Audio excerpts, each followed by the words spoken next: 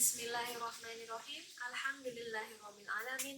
Nahmaduhu wa nasta'inuhu wa nastaghfiruh wa na'udzu billahi min syururi anfusina wa min sayyiati a'malina. Assalatu wassalamu ala sayyidina Muhammad wa ala alihi wa sahbihi ajma'in. Hadirin yang dirahmati Allah, pertama-tama marilah kita panjatkan puji syukur kehadirat Allah Subhanahu wa taala karena atas rahmat dan nikmatnya pada kesempatan yang mulia ini kita masih diberikan kesehatan, waktu, dan keimanan sehingga kita bisa berkumpul untuk saling menasihati dalam kebaikan. Shalawat dan salam semoga senantiasa tercurah kepada junjungan kita Nabi Muhammad SAW, suri tauladan terbaik sepanjang zaman. Hadirin sekalian, pada kesempatan kultum kali ini izinkan saya mengajak kita semua merenungkan satu tema yang sangat dekat dengan kehidupan kita sehari-hari, yaitu menyeimbangkan antara dunia dan akhirat. Tema ini terasa sangat relevan karena seringkali kita terjebak pada dua ekstrem. Ada yang terlalu sibuk mengejar dunia hingga lupa akhirat, dan ada pula yang ingin fokus akhirat tetapi mengabaikan tanggung jawab di dunia. Padahal Islam hadir sebagai agama keseimbangan. Hadirin yang dirahmati Allah, Allah berfirman dalam Al-Quran surat Al-Qasas ayat 77 yang artinya, carilah pada apa yang telah Allah anugerahkan kepadamu kebahagiaan negeri akhirat, dan janganlah kamu melupakan bagianmu di dunia. Ayat ini luar biasa karena Allah tidak melarang dunia tetapi justru mengingatkan, kejarlah akhirat tanpa melupakan dunia. Islam tidak mengajar kita untuk hidup miskin dengan alasan zuhud, dan tidak pula membenarkan kita tenggelam dalam dunia hingga lalai ibadah. Rasulullah Shallallahu Alaihi Wasallam di dalam hadisnya menyatakan bahwa inna li rabbika alaika haqqo wa inna li nafsika alaika haqqo wa li ahlika alaika haqqo fa'ati kulla di haqqin haqqo. Hadis riwayat Bukhari, yang artinya sesungguhnya Tuhanmu memiliki hak atasmu, dirimu memiliki hak atasmu, dan keluargamu memiliki hak atasmu. Maka tunaikanlah setiap yang memiliki hak sesuai haknya. Dari sini kita paham keseimbangan adalah prinsip dasar Islam. Hak Allah, hak diri, dan hak keluarga, dan juga hak sosial. Semuanya harus terpenuhi. Hadirin sekalian, jika kita ingin melihat bagaimana konsep keseimbangan ini dipraktikkan secara nyata, maka jawabannya satu. Lihatlah kehidupan Rasulullah Shallallahu Alaihi Wasallam.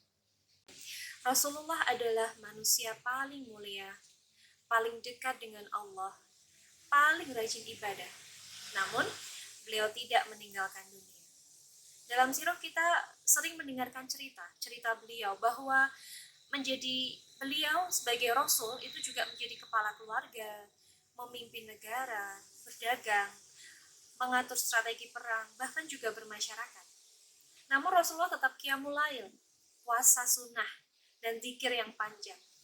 Suatu hari, ada 3 sahabat yang datang ke rumah Nabi dan merasa ibadah mereka masih kurang. Yang satu berkata, aku akan sholat malam terus. Yang lain berkata, aku akan puasa terus dan tidak berbuka.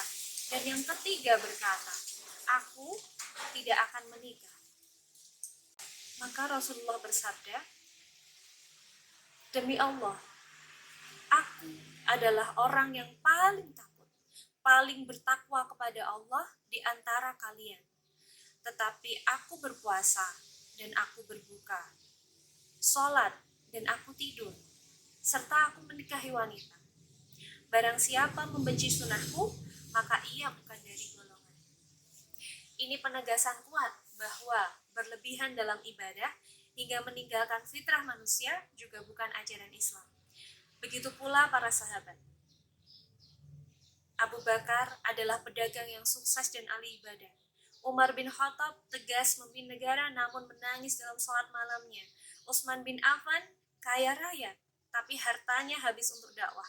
Dan Ali bin Abi Thalib cerdas, berani, dan sangat zuhud. Mereka membuktikan bahwa kesuksesan dunia bisa menjadi jalan menuju menuju kemuliaan akhirat. Setelah semua penjelasan ini, marilah kita berhenti sejenak dan bertanya kepada diri kita sendiri.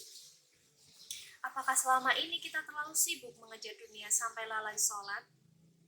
Atau terlalu fokus ibadah pribadi hingga lalai tanggung jawab keluarga? Apakah dunia mendekatkan kita pada Allah atau justru menjauhkan? Ingat sabda Rasulullah, kun fid dunya ka'anaka gharibun au abiru sabil.